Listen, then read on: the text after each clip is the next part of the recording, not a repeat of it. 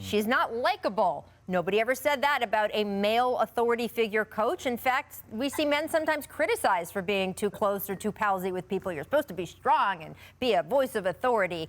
And it's just one of those things where some of these same exact words that are used as compliments for men, the idea that they are then reasons to not hire someone if you're a woman, it cuts very deep. It's very, very hard. And Vince, we do see there are still a few open jobs. I've been talking about Teresa Witherspoon in New Orleans because she already works for that organization and already has a close relationship with a lot of players down there, and her credentials as a player herself are just impeccable.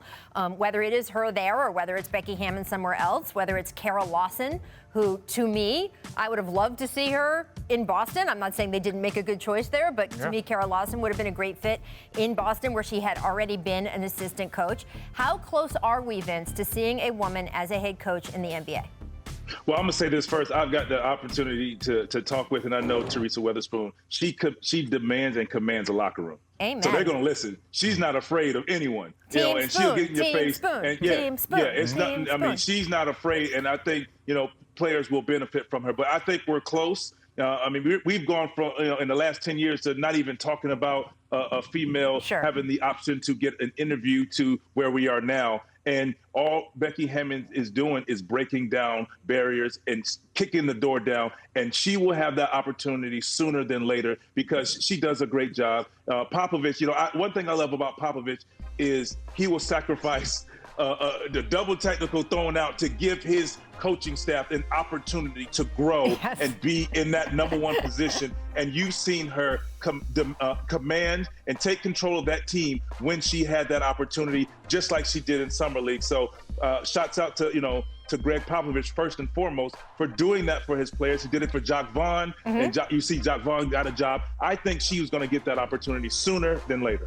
Well, I hope. But one thing I want to talk about is you can hear, sometimes you might think that it's passion, but that was pain in Doris Burke's voice. Absolutely. I could not That was pain. Like, that was not passion. That was just, she knows what it takes to break down barriers. She knows what it takes to be in that position. So when she's talking about that, she is also talking about her own experience of getting to the mountaintop as one of the great broadcasters in sports history. And so she knows what it took to get there. So when she sees other women going through that, it becomes that much more difficult for her. We want to talk about likability. I was playing for the Nets when Becky Hammon was playing for the Liberty. So we would interact with each other. I was playing for the San Antonio Spurs when she was in San Antonio and starting to build that portion of her career. She's an amazing person.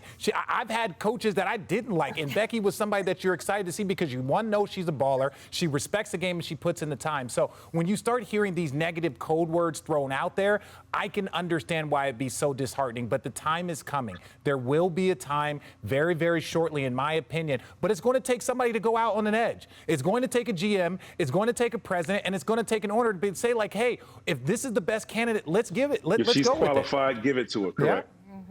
Right. Go ahead. Go ahead. Right. No, go ahead. No, go ahead. Well, what I was going to say is, it's just, polite. I think it's just beautiful to even be talking about this situation, because we wouldn't have even been talking about this 20 years ago. And the fact that this is even a conversation, I think is a good thing. I think, I don't know the timetable of it, but I will say this. This is the only barrier I think that will be hard. And I think for us like Becky Hammon or Teresa Witherspoon lacrosse is that respect level of the locker room. And I say that because of this.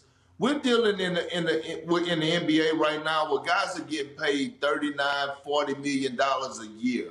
Guys are like, alphas and divas, right? We're dealing with NBA guys that are actually divas of franchises. And so with that being said, it's hard for males to demand respect in a locker room right now in the NBA. And I'm not saying a woman can't, but I think the way that coaching searches and coaching hires are going about when GMs and front offices are actually indulging and talking with their franchise players, it's going to have to be a franchise guy or the two franchise players of that organization endorse a woman heavily and say, we want her as our head coach, where it puts ownership on the organization and the organization in whole to say, They want her, we're going to hire her. That's exactly right, Perk, and I think that will eventually happen. It'll just be interesting to see where. I do want to say before we move on, and we will, to what's going on in Dallas, but I'm watching those pictures and the video of Becky next to Coach Pop.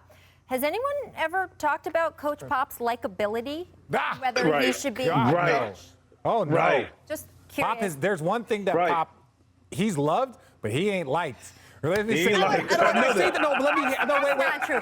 let me say this. Wait. Before I get in trouble. Greg Popovich. That's not what we're talking about. Greg but Popovich. We're talking about that him sort of going around a room and being like, do you like me? Before I get in trouble, before the trolls come out, what I'm saying is Greg Popovich is like your grandfather. His job to love you. You're not supposed to like him. He's going to be a disciplinarian. And to your point, it's not like, well, Pop isn't likable. It's like, no, his job is to make sure that you're doing your job. And by the way Pop is, his gruffness is considered an asset, is it not? Yeah. Right? He's a military man. I love that dude. Right? I mean, that's just one of the things, again, it's the idea, and what Doris was talking about, too, was not all women are the same, right? Yeah. And the idea that, hey, this woman, like Greg Popovich, may be a little bit more gruff, and her style is this way, or this woman might be that way, just like the men are allowed to be different. Imagine that. All right, Vince Carter.